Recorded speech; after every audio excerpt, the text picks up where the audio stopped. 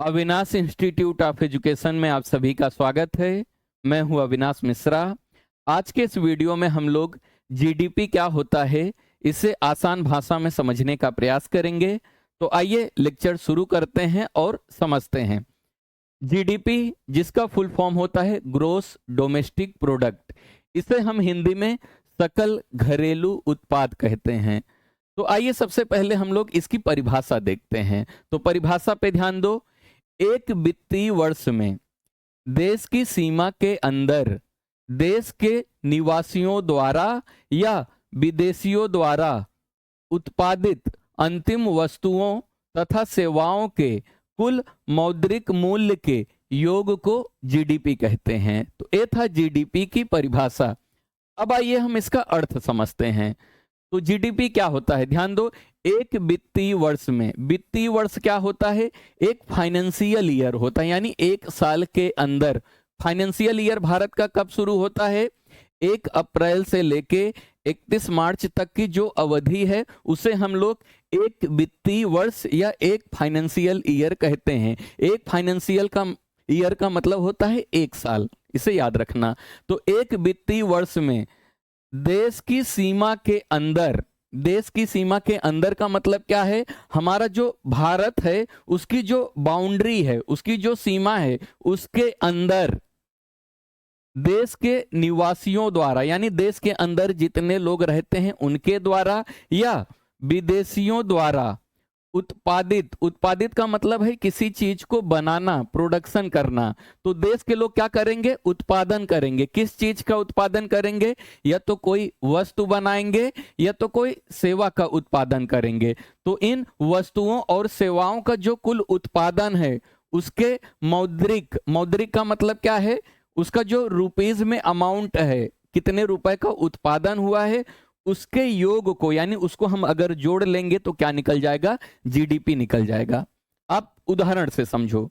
मान लेते हैं यह एक देश है और ये जो देश है उसकी ये क्या है? बाउंड्री है, यानी सीमा है। इसके अंदर जितने भी लोग रहते हैं, चाहे देसी हो चाहे विदेशी हो। एक कंपनी है, उसका नाम है ए कंपनी। ए कंपनी जो है किसी वस्तुओं का निर्माण करती है। कंपनी जो है भारत की है। मान लेते हैं वो कंपनी एक वित्तीय वर्ष में, यानी एक साल में 100 रुपए का सामान बनाती है। एक कंपनी और है जिसका नाम है बी, जो सेवा क्षेत्र में काम करती है, यानी सर्विस सेक्टर में काम करती है। तो यहाँ पे वो भी क्या करती है? एक वित्तीय वर्ष में, यानी एक साल में 100 रुपए का क्या करती है? सेवाओं का उत्पादन करती है, यानी 100 रुपए का सेवा देती है। और एक सी कंपनी है जो विदेशी कंपनी है, लेकिन वो भारत के अंदर, यानी अपने देश के अंदर, अपने देश के सीमा के अंदर चीजों को बना रही है। कितने रुपए का बना रही है? 100 रुपए का बना रही है। तो टोटल हम इसके जो अमाउंट है इसका योग कर देंगे, इसे जोड़ देंगे तो क्या निकल जाएगा? किसी भी देश का जीडीपी निकल जाएगा। तो जीडीपी का मतलब क्या है? एक फाइनेंशियल ईयर में, यानी एक वित्तीय वर्ष में देश के सीमा के अंदर, यानी अपना जो बाउंड्री है उस बाउंड्री के अंदर, चाहे देशी कंपनी हो चाहे विदेशी कंपनी हो, अगर इस देश के अंदर कोई वस्तु या कोई सेवाओं का निर्माण कर रही है, उसका उत्पादन कर रही है, तो जितने रुपए का उत्पादन कर रही है उसका अमाउंट एक साथ हम जोड़ेंगे तो उसी अमाउंट को हम लोग क्या कहेंगे? जीडीपी कहेंगे। और एक बात याद रखना, अंतिम वस्तुओं को हम इसमें जोड़ते हैं। अंतिम वस्तु क्या होता है? मान लेते हैं आप चाय बना के बेचते हैं, तो चाय आप 10 रुपए का बेचते हैं। आप चाय कितने रुपए का बेचते हैं? 10 रुपए का बेचते हैं। अब चाय बनाने के लिए आपको क्या क्या सामग्री लगेगा? चीनी लगेगा, दूध लगेगा, पानी लगेगा। तो ये सब अमाउंट आप एक साथ जोड़ोगे, वो चाय में जोड़ोगे, तो इसे क्या कहा जाएगा? अंतिम मूल्य कहा जाएगा। अंतिम मूल्य का मतलब क्या है?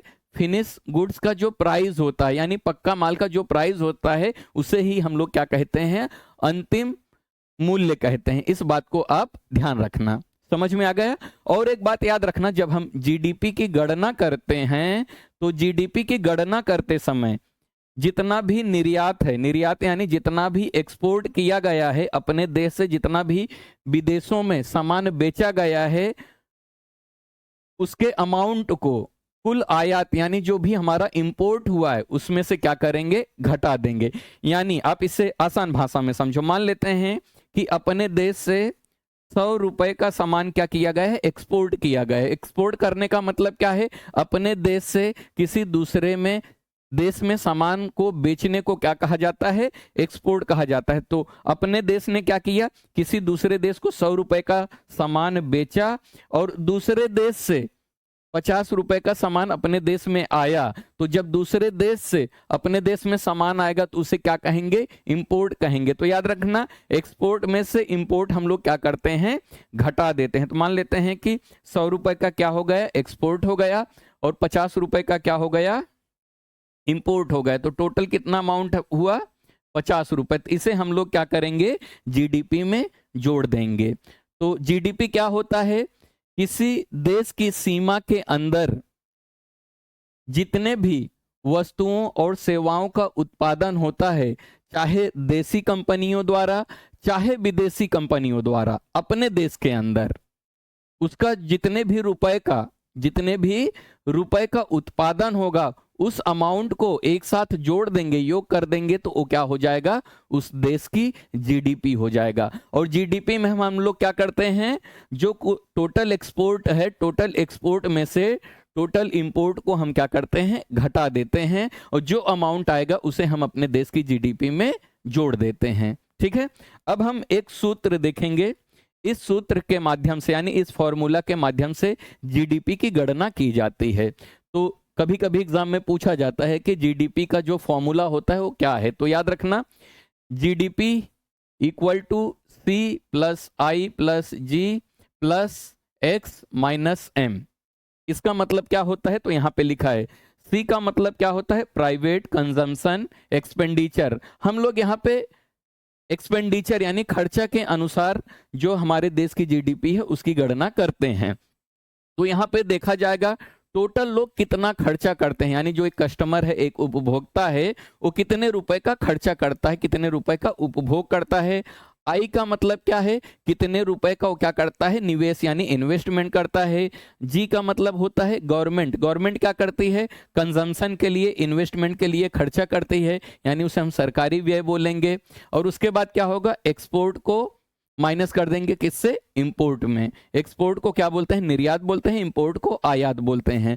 तो यहाँ पे क्या करेंगे, जो भी consumption expenditure plus investment plus government consumption and investment plus क्या करेंगे, एक्स माइनस एम। एक्स का मतलब क्या होता है, एक्सपोर्ट, माइनस क्या कर देंगे, इंपोर्ट। तो हमें क्या पता चल जाएगा, ग्रोस डोमेस्टिक प्रोडक्ट का पता चल जाएगा। क्लियर हुआ, आगे समझते हैं।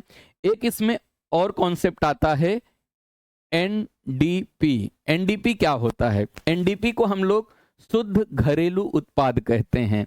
तो इसको समझने के लिए सबसे पहले आप डेप्रिसिएशन यानी मूल्य ह्रास क्या होता है इसको समझो। मान लेते हैं कोई एक आप सामान खरीदते हो, आप बाइक खरीदते हो, बाइक आप कितने का लिया, 1 लाख रुपए का आपने क्या किया, एक बाइक खरीद लिया। 1 लाख रुपए का आपने क्या किया, एक बाइक खरीद लिया, और कुछ साल उसका उपयोग करने के बाद अब उस बाइक का प्राइस कितना रहेगा, उसका प्राइस क्या हो जाएगा, घट जाएगा। मान लेते हैं आपने क्या किया, 1 लाख का एक बाइक खरीदा, 1 साल उपयोग किया, अब आप अपने बाइक को बेचना चाहते हैं, तो आप कितने में बेचेंगे, मान लेते हैं आप 60,000 में बेचेंगे। तो क्या हुआ, उसका वैल्यू जो है वो क्या हो गया, घट गया। तो हम लोग मूल्य ह्रास किसे कहते हैं, जब किसी प्रोडक्ट का, किसी सामान का जो वैल्यू है वो ह्रास हो जाए यानी कम हो जाए, तो उसी को हम लोग क्या कहते हैं, डेप्रिसिएशन कहते हैं। तो यहाँ पे ध्यान दो, जब हम जीडीपी में से मूल्य ह्रास यानी डेप्रिसिएशन को घटा देते हैं तो हमें क्या मिल जाता है, एनडीपी प्राप्त हो जाता है। तो एनडीपी कैसे पता चलता है, जो हमारा जीडीपी है, जीडीपी में हमने क्या किया था, जो डेप्रिसिएशन था उसे भी ऐड किया था, यानी टोटल अमाउंट को हमने ऐड किया था। लेकिन कुछ समय के बाद जो हमारा प्रोडक्ट होता है उसका वैल्यू धीरे धीरे कम होने लगता है। जैसे मैंने बताया कि आपने बाइक लिया 1 लाख का, 1 साल उसका उपयोग करने के बाद उसका वैल्यू क्या हो जाएगा, 60,000 हो जाएगा। तो इसी को हम लोग क्या कहते हैं, डेप्रिसिएशन कहते हैं। अगर हम लोग जीडीपी में से डेप्रिसिएशन को घटा देंगे तो हमें क्या मिल जाएगा, एनडीपी का पता चल जाएगा। यहां तक कॉन्सेप्ट मुझे यकीन है कि आपको क्लियर हो गया रहेगा। कुछ भी डाउट रहेगा तो कमेंट करके आप पूछ लेना। अगले वीडियो में हम लोग सकल राष्ट्रीय उत्पाद जो होता है, जिसे ग्रोस नेशनल प्रोडक्ट, इसके बारे में पढ़ेंगे और उसी के साथ हम लोग शुद्ध राष्ट्रीय उत्पाद यानी नेट नेशनल प्रोडक्ट जो होता है, इसके बारे में अच्छे से पढ़ेंगे।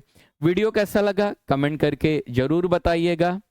और अगर आपने इससे पहले का अर्थशास्त्र यानी इकोनॉमिक का जितना भी वीडियो है वो नहीं देखा है तो उसका लिंक आपको नीचे डिस्क्रिप्शन में मिल जाएगा। नहीं तो आप प्लेलिस्ट में जाके अर्थशास्त्र करके आपको एक ऑप्शन मिलेगा, वहां पे जाके इकोनॉमिक का जितना भी वीडियो है सब एक साथ देख सकते हैं। वीडियो देखने के लिए धन्यवाद।